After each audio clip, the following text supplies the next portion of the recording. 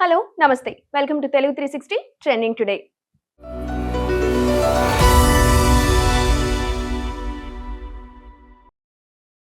October 4న సాయంత్రం 4 గంటలకు వాహనమిత్ర స్కీమ్ కింద ఆటో డ్రైవర్లకు 15,000 రూపాయల చొప్పున ఆర్థిక సాయం అందిస్తామని సీఎం చంద్రబాబు ప్రకటించారు.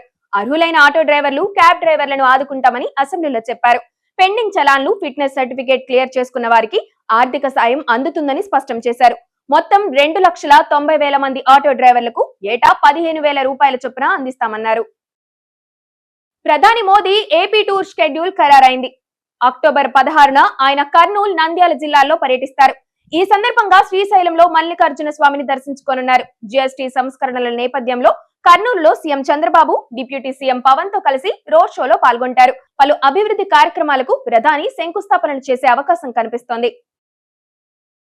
విశాఖను పోర్ట్ సిటీ, స్టీల్ సిటీ అనడం గతమని, ఇప్పుడది ఏఐ, నాలెడ్జ్ సిటీగా అవతరిస్తుందని సీఎం చంద్రబాబు తెలిపారు. గూగుల్ సంస్థ ప్రపంచంలోనే అత్యుత్తమ డేటా సెంటర్ ను 6 బిలియన్లతో ఇక్కడ స్థాపిస్తోందని వెల్లడించారు. హైస్పీడ్ డేటా కమ్యూనికేషన్ కు వీలుగా ఏఐ సాంకేతికత, సీ కేబుల్ కనెక్టివిటీ ఇక్కడ ఉంటాయన్నారు. టీసీఎస్, యాక్సెంచర్ సంస్థలు కూడా విశాఖపట్నం నుంచి కార్యకలాపాలు నిర్వహించేందుకు సిద్ధమవుతున్నట్లు చెప్పుకొచ్చారు. అమరావతిలో ఆల్ ఇండియా సర్వీసెస్ అధికారుల భవన సముదాయం ప్రారంభానికి సిద్ధమవుతుంది. సర్వాంగ సుందరంగా అన్ని సౌకర్యాలతో 6 టవర్లను తీర్చిదిద్దినట్లు ప్రభుత్వ వర్గాలు తెలిపాయి. భవనాలకు సంబంధించిన వీడియోను టీడీపీ ఎక్స్ లో షేర్ చేసింది. 6 టవర్లలో మొత్తం 144 ఫ్లాట్స్ నిర్మించారు. ప్రతి భవనంలో స్టీల్ ఫోర్ట్ తో పాటు 12 అంతస్తులుంటాయి. రాజకీయ ప్రేరేపిత గొడవల్లో మృతి చెందిన వారి కుటుంబాలకు ఉద్యోగం ఇచ్చే అంశంపై మండలిలో చర్చ జరిగింది. తోటా చంద్రయ్య కుమారుడికి ఉద్యోగం ఇచ్చే ప్రతిపాదనను వైసీపీ తిరస్కరించింది. బిల్లును పునఃపరిశీలించాలని బొత్స విజ్ఞప్తి చేశారు. చట్ట సవరణ బిల్లుపై ఆయన డివిజన్ కోరారు. ఫ్యాక్షన్ నిర్మూలనలో భాగంగా సవరణ చేస్తున్నాం. బాధిత కుటుంబాలకు భరోసాగా ఉద్యోగం ఇస్తున్నామని పయ్యావుల కేశవ్ తెలిపారు. ఆత్మనిర్భరతో దేశం స్వయం సమృద్ధి సాధిస్తుందని, ముందుకు వెళ్లకుండా ఇక మనల్ని ఎవరూ ఆపలేరని సీఎం చంద్రబాబు స్వదేశీ 4G ప్రారంభంలో పేర్కొన్నారు. ప్రధాని మోదీ విజన్ తో ఇవన్నీ సాధ్యమవుతున్నాయి. కరోనా వ్యాక్సిన్ తో మనల్ని మనం కాపాడుకోవడమే కాకుండా 100 దేశాలకు అందించి రక్షించగలిగాం అని చెప్పుకొచ్చారు. మనం అభివృద్ధి చేసిన యూపీఐ టెక్నాలజీని సింగపూర్, ఫ్రాన్స్ వంటి దేశాలు అడాప్ట్ చేసుకుంటున్నాయని వివరించారు. అర్హత లేని వారికి చిన్న ఉద్యోగము ఇవ్వమని కార్పొరేట్ సంస్థలు అంటున్నాయని సీఎం రేవంత్ రెడ్డి పేర్కొన్నారు. మల్లేపల్లిలో అడ్వాన్స్ టెక్నాలజీ సెంటర్స్ ను ప్రారంభించారు.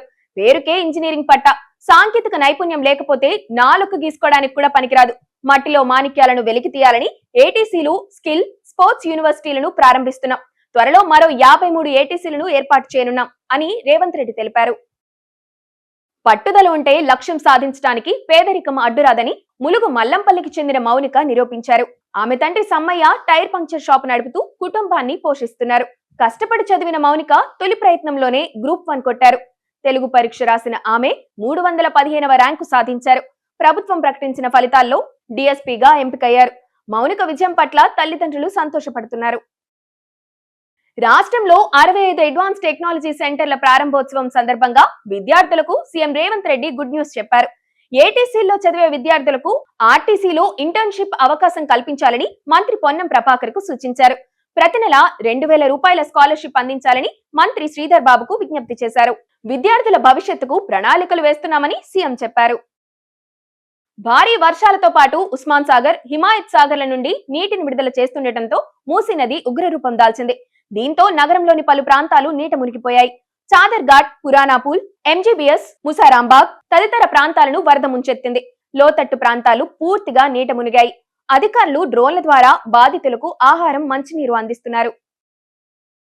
జూనియర్ ఎన్టీఆర్, కొరటాల శివ కాంబినేషన్ లో వచ్చిన దేవర చిత్రం బాక్సాఫీస్ వద్ద కలెక్షన్స్ కొల్లగొట్టిన విషయం తెలిసిందే. సినిమా ఎండ్ కార్డ్ సీక్వెల్ ఉంటుందని ప్రకటించారు. కానీ తరువాత ఎప్పుడూ ఆ ప్రస్తావన రాలేదు. తాజాగా దేవర చిత్రం విడుదలై ఏడాది పూర్తయిన సందర్భంగా ఎన్టీఆర్ ఆర్ట్స్ సీక్వెల్ పై స్పందించింది. దేవర తాండవానికి ఏడాది పూర్తయింది. దేవరా 2 కోసం సిద్ధం కండి అంటూ ట్వీట్ చేసింది. భారత టీ20 కెప్టెన్ సూర్యకుమార్ యాదవ్ వ్యక్తిగత ప్రదర్శన ఆసియా కప్ లో ఆశించినంతగా కనిపించలేదు. 5 మ్యాచ్ల్లో కేవలం 71 పరుగులే చేశారు. అందులో 47 రన్స్ టాప్ స్కోర్. జట్టును నడిపించడం, విజయాలను అందించడంలో ముందున్న ఒకప్పటిలా షాట్లు ఆడలేకపోవడం ఫ్యాన్స్ ను కలవరపాటుకు గురి చేస్తుంది. ఇదే సమయంలో సూర్యకుమార్ తొలి 3-4 బంతులు నెమ్మదిగా ఆడి వ్యక్తిగత ప్రదర్శనపై దృష్టి పెట్టాలని గవాస్కర్ సూచించారు. సౌత్ కొరియాలో జరుగుతున్న వరల్డ్ పారా ఆర్చరీ ఛాంపియన్షిప్స్ భారత ఆర్చర్ శీతల్ దేవి గోల్డ్ మెడల్ సాధించారు. మహిళల కాంపౌండ్ ఓపెన్ ఫైనల్లో తుర్కియో ఆర్చర్ ను ఓడించారు. అంతకు ముందు compound women's open team event లో సరితతో కలిసి silver medal, compound mix team open లో తోమన్ కుమార్తెతో కలిసి బ్రాంజ్ మెడల్ గెలిచారు. ఇప్పుడు వరల్డ్ ఛాంపియన్స్ లో శీతల్ స్వర్ణ పతకం గెలవడం ఇదే తొలిసారి.